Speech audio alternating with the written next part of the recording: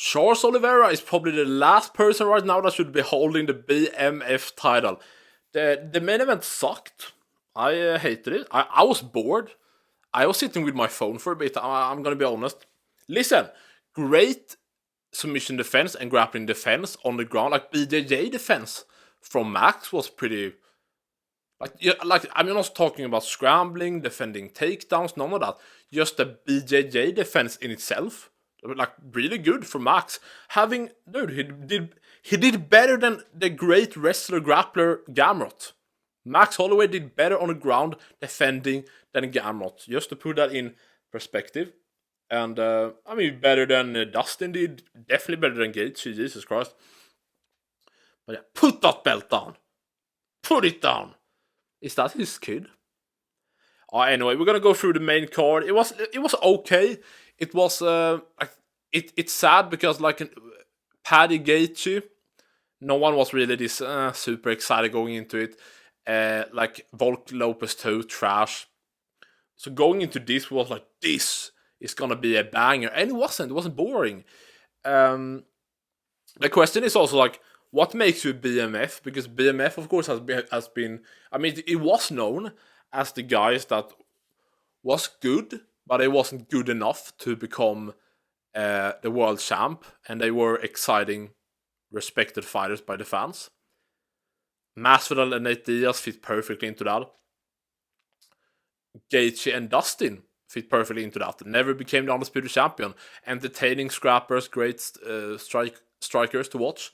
Never became the undisputed champion. Max kind of changed it. He was, of course, a featherweight moving up.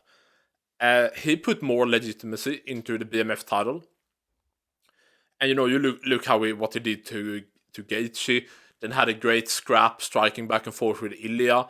And then put a great striking performance on Dustin Poirier. So Oliveira broke that. Honestly, I don't know how. I don't know what they're gonna do with the BMF after this. I don't think they will retire it. I was thinking about what kind of opponents would fit with against Oliveira after this. Because Max as BMF champion main evented 3 pay-per-views in a row. Ilya, Dustin, and Oliveira. There's not really a main event level fighter left at lightweight currently. I'm thinking, Gaethje, okay, actually they could, after Gaethje gets smoked by Ilya, they could main event, I guess. Maybe, I don't know, for BMF, do you have to win a fight to then fight for it? They could main event a pay-per-view with a rematch of Gaethje and Oliveira. Of course, Oliveira, now after seeing that, it feels like putting Oliveira against, a striker like Dan Hooker, it feels like, But for a main event, maybe Oliveira Dan Hooker, maybe Oliveira Paddy. But if we look at welterweight, they could do some cool matchup at welterweight for the BMF belt. With Usman versus Oliveira. But yeah, if they're gonna do the BMF belt like they did with 300, not main event, but be a co-main event or something. Yeah, sure. They could do Dan Hooker, Paddy Pimblett, maybe even, as I said. Maybe do some cool matchup at welterweight, like a Prates or a Usman, as I said. A Buckley, I don't know, depends on who you think is, Burns versus Oliveira, maybe, I don't know. But it's actually going to be interesting, because now after this performance, we know that Oliveira, probably anytime he feels like he can, he will just walk someone down, grab a hold of them, and hold them down, try to go for the finish, and if he doesn't, will just be a boring lay and pray fight. So the BMF belt for now is dead. And the fight itself, yes, there's not really much to break down. As everyone has said, Max had never really fought an elite grappler like that, he fought a very old Frankie Edgar, that of course was a good wrestler. Brian Ortega was a good BJJ guy, but not Charles Oliveira. There's a reason why he hasn't been the champ. Ortega, of course. So he got shown levels. Max, it's sad. My prediction was way off. I started off the card good with my predictions. But yeah. You kind of knew, he got him down easy in the first. And with many of these grapplers versus strikers fights, it was the same with JDM Islam and Chimaev DDP. It's one thing if the grappler gets the striker down in the first round and holds them down, but then when the second round starts, you never know, like, will they adapt, will they defend, will they move around better? But as it unfortunately often happens, Oliveira started round 2, some striking, grabbed a hold of him and got Max down. And from there you kind of knew that, okay, this is probably what the 5 rounds gonna look like if Oliveira doesn't just choke Max the fuck out. So yeah, boring to watch, but dominant from Oliveira. He's definitely has earned a title shot by finishing Gamrot and then dominating Max Holloway, who was like, I don't know, number 3, number 4 or something. But of course, Gaethje is next for Ilya. And after that... oh yeah, of course. Instead of saying after that, they should do the rematch. Honestly, by this point, both have won since they fought. Do the Arman Tsarukyan versus Charles Oliveira fight, the rematch. Oliveira actually wanted to be added on the White House card. I would love if they added Oliveira Tsarukyan. Or just like, or do it like the pay-per-view after, or do it around the same time. Ilya smokes Gaethje, and then you do Arman versus Oliveira 2, and the winners fight each other. Probably Arman wins, so we get Ilya versus Arman. If Oliveira wins, sure, do Oliveira versus Arman. Honestly, there's a bit of me that thinks like, Jesus Christ, could Oliveira get in and do some crazy stuff against Ilya? But there's probably a reason why he couldn't. Like, just Ilya's jab in itself is so powerful, and yeah, when you come in close to Ilya, you get smacked up bad, and there's a big difference, I think, Oliveira felt walking into Ilya's range and Max range. So yeah. UFC holding up the belt, throwing Max down. That was sick, yeah. Just lay and pray. The new Dagestani, Charles Oliveira. Yeah, of course. Here, both cracked. Oh, he cracked Max. Oh, Max cracked him back, yeah. I hate the hugging and stuff. Like, dude, you're a bitch. Sorry, you're a bitch. Yeah, he can go and F himself. Let's go on to the co-main event. Of course, Caio Borralho versus Reinier de Ridder. This one here, right? Caio Borralho, let's see here. Yeah, this was basically the fight. It's a good... What is down here? Wait, what? Do you guys... What am I... What is this? I'm so confused. What? Did it look like he wanked him off? Or what? Am I missing something? Oh wait, was it that? Because there was one moment that I thought like, damn, it looked like, I don't know if they stuffed, if they did something weird with Caio's cup, because his balls or something looked huge. I don't know what, I'm so confused. But yeah, this was basically the fight. He just, yeah, Reinier de Ridder looked garbage, retire. What the fuck was that performance? And listen, for you guys that shit on Whittaker, listen, this guy fought at heavyweight at 1.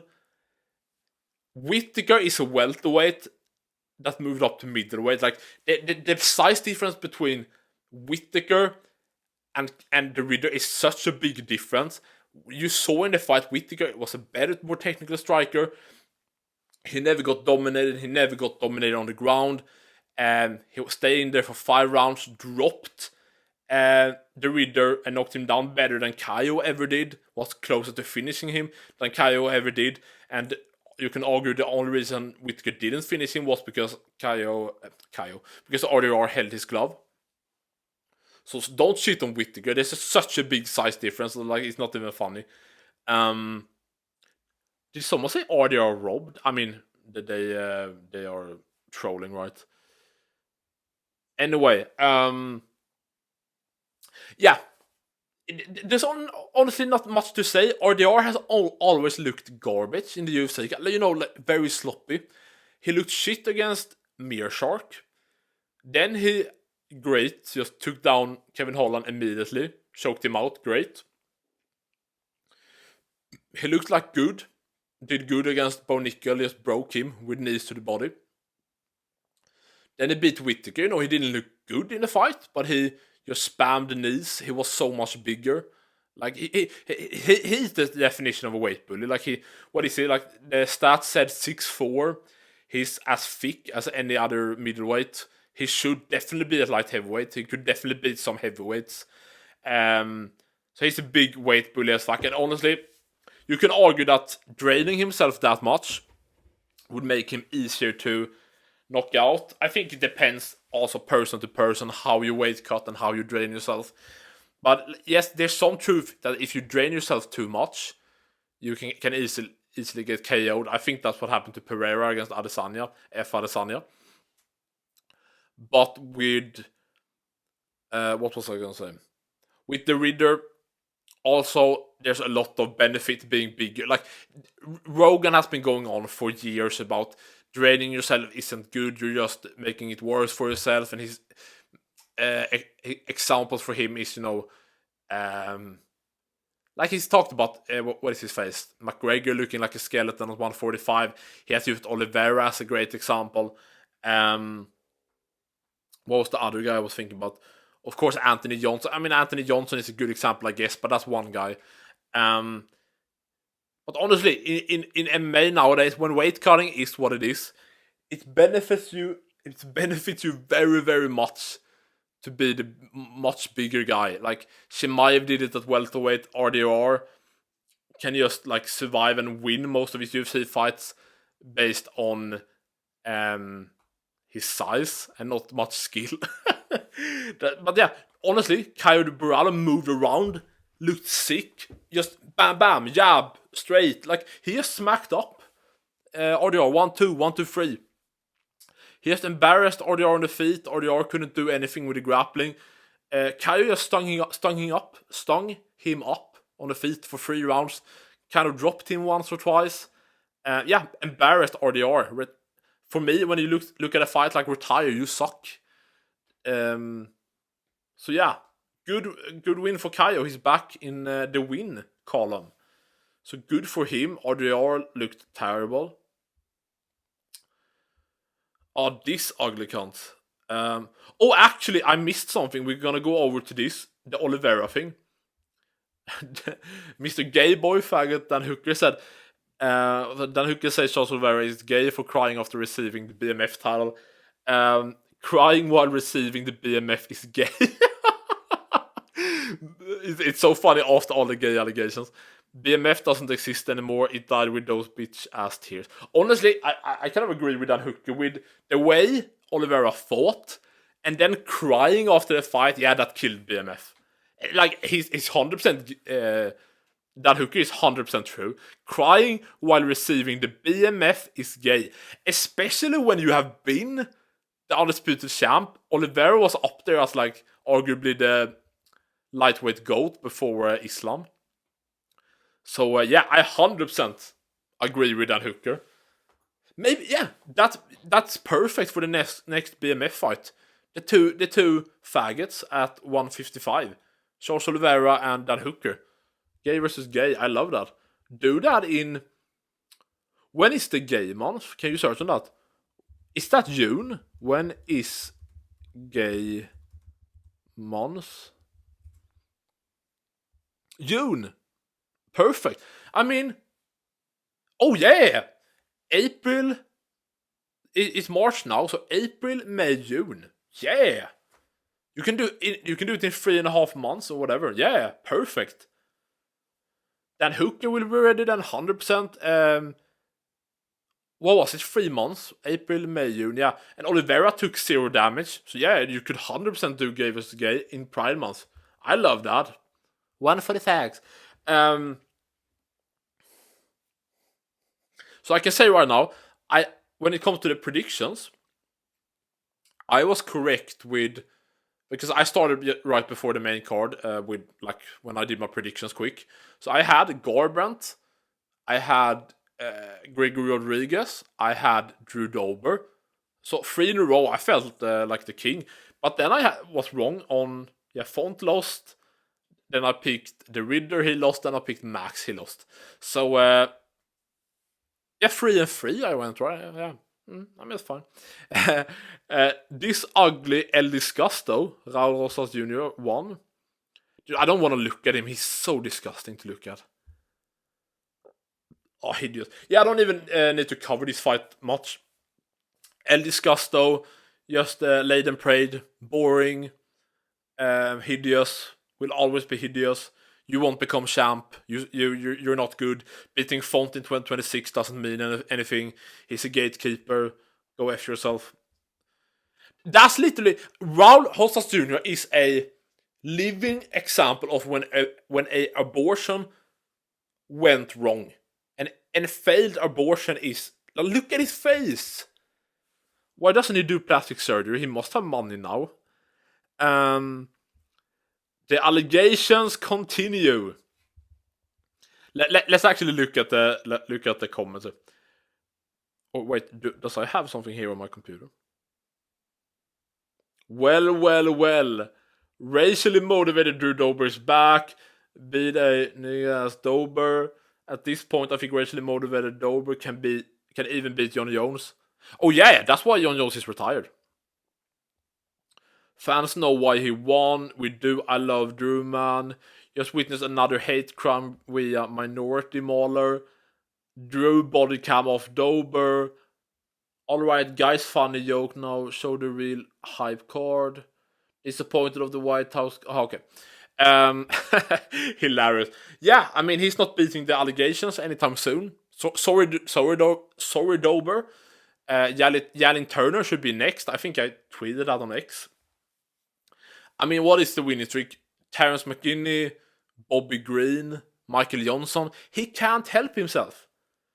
And then when he fought the most white guy ever, what was his face? Matt Frevola, he got smoked. Another white guy in Silva, you know what I mean? Yeah, you see here, great shot. I mean, Michael Johnson looked good, peppered him up a bit, you know. Dober threw big shots, missed. And then landed that bomb and knocked him out stiff. Yeah, stiff. Yeah, oh, Jesus Christ. Damn, dude. Yeah, great. Yeah, Jalen Turner. Jalen Turner returned for a reason. To revenge his brothers. He beat Barbosa. I don't know if... Is that his only return? Yeah, I think that's his only return fight this far. Yeah. Do that next. 100%. And winner gets a ranking or a ranked opponent. Drew Dober versus Jalen Turner. 100%. Gregory Rodrigues. Is this here, right? Yeah, I was correct on this. Also, as I said. Yeah, dude. Stiff, out of nowhere, exploded in round 1, right? And just flatlined. Yeah, out cold. Oh, we kind of saw the punish there, right? Oh, okay. Wait. Let it rewind. Yeah. Just one shot. Yeah, he was done. Clean. Yeah, get Gregory Rodrigues, of course, is ranked. He's number 13, 14 or something. Even Bruno Ferreira was. So, get him back up the rankings. I don't know who would fit. We can actually look who would fit. UFC rankings. How long have I talked? Okay. This would be just over 20 minutes, I think. Middleweight. Okay. Gregory Rodrigues. Costa is fighting at light heavyweight, but actually Costa said that he's not moving up to light heavyweight. He said that he's doing that for one fight because it's a great opportunity. Of course it is. You're fighting number 6. If he beat Asamat, he should probably go... Yeah, Jan Blachowicz hasn't won a fight since... I don't think Jan has won a fight since Rakic. That's 4 years ago. If Paulo Costa beats Asamat, he should be number 5 easily. So his coach, I think, said that he's would be a 2-division champion. But anyway, he said that his next fight after that would probably 185. So for me, I would love Paulo Costa, Gregory Rodrigues next. You could do Rodrigues Dolice. I don't think they fought. Gregory Rodrigues Whittaker. I would be afraid for Whittaker, but that would be a good fight. Whittaker Rodrigues. The Ridder Rodrigues would be good. Anthony Hernandez, Gregory Rodrigues. Yeah. Good stuff. Thank you guys for watching. 2 videos now back to back. I'm gonna try to post both today. We're gonna see what happens. Crazy night. Crazy card. Yeah, all the White House announcements. Yeah, it's a crazy time for MMA. And I'm gonna try to stay up to it. Please tell me down below what you think about everything. Like, subscribe. More content is coming. Peace.